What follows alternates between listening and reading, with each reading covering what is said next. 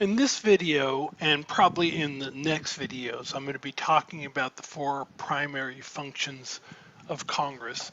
But as you'll see, I'm going to be focusing on the second function, representing constituents. They're all important to know, but when I spend a lot of time talking about a particular thing, that's a clue that it's got a greater likelihood of being one of those questions that Canvas might select for your exam. And if I spend a lot of time on it, then that's a good indication that it's most likely to be one of the 50-point questions that Canvas might select for your exam. So just keep that in mind.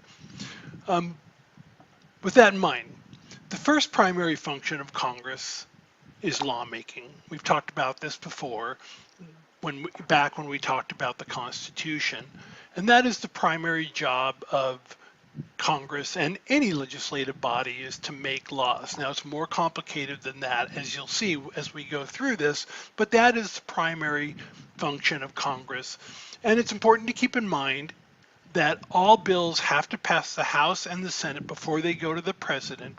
And as you'll find out when we discuss how a bill becomes a law, the bills must be identical before they go to the president. For example, the House can't pass version 1 of a bill and the Senate pass version 2 of a bill where there are differences, and then they send that to the president and the president gets to decide which one to sign into law.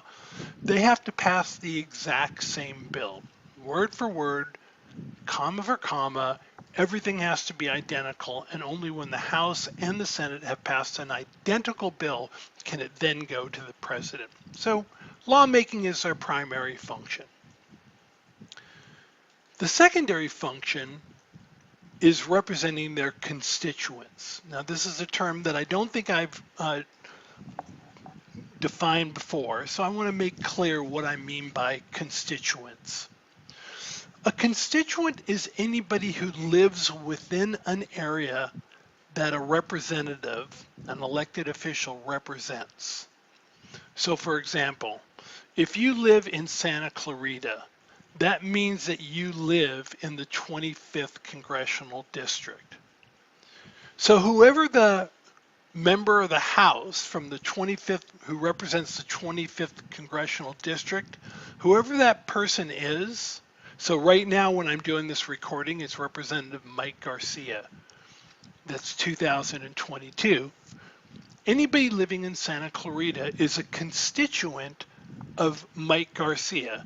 Mike Garcia represents the entire 25th Congressional District, which, by the way, extends down to Simi Valley and up to Antelope Valley, so it's a large district.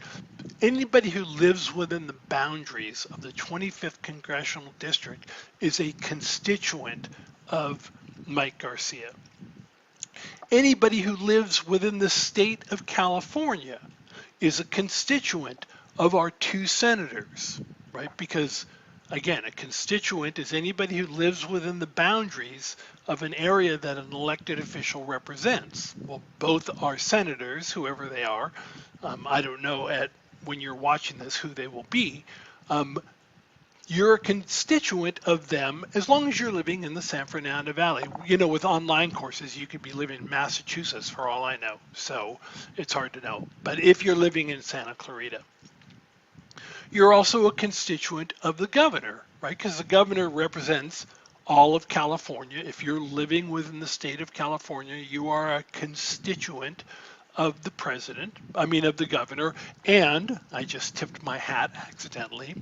We're all constituents of the president of the United States because the president represents the entire United States. So whether you're living in Santa Clarita or Massachusetts, you're a constituent of the president. The reason I point this out is because oftentimes students will replace the word constituents with the people. And in political science, we want to be very precise about the words we use.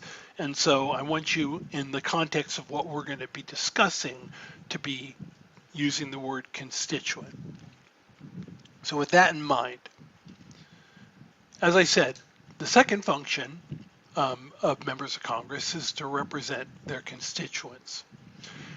And political scientists try and understand the way members of Congress behave by thinking sort of conceptually of different ways to describe their behavior. One of those distinctions is the difference between when members of Congress vote like delegates versus when they vote like trustees. And so I want to explain each one of those to you. We describe a member of Congress as voting like a delegate when their votes reflect the majority opinion of their constituents. Right? That when a member of Congress takes a vote, and that vote aligns with the majority opinion of their constituents, we say that the member of Congress is voting like a delegate. And by the way, this is why I caution you against using the phrase the people. It's not that a member of Congress is voting like a delegate when his or her votes reflect the majority opinion of the people. The people can include people who live in the district and people who live outside the district, people who live in the state and outside the state. That's why you want to use the word constituents. So when a member of Congress votes in a manner that reflects the majority opinion of their constituents, they're voting like a delegate.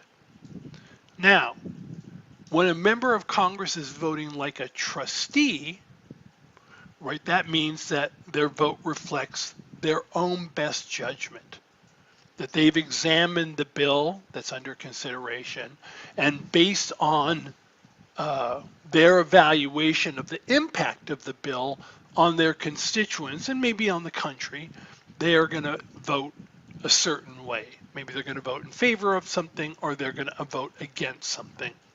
So I've given you two definitions. I'm going to give you some examples and you can input some of the examples below that I'm going to talk about when you describe each of these. The distinction is important because we can glean information about the difference between the House and the Senate based on these distinctions. And actually, you may be able to reason this out yourself. If you can't, that's not a big deal. But some of these things actually can make sense. And so see how you do. What I want you to be thinking in terms of is when members of Congress are most likely to act like delegates or trustees. For example, think this out. The closer it is to the next election, do you think members of Congress are going to tend to act more like delegates or more like trustees? Right? Are they going to, when a bill is up for consideration and they have to vote, are they going to be more likely to vote in a way that reflects the majority opinion of their constituents, that's voting like a delegate, or are they going to use their best judgment, that's voting like a trustee? Well, if you said that they're more likely to vote like a delegate, you're right. Because if a bill is coming up to be voted on and it's right before an election, a member of Congress is not going to want to vote in a way that is in opposition to the majority opinion of their constituents because they're just going to piss them off. It's going to piss off the constituents and they're going to be like, oh yeah, you're the guy who voted for X, right? And so members of Congress don't want to do that, especially right before an election.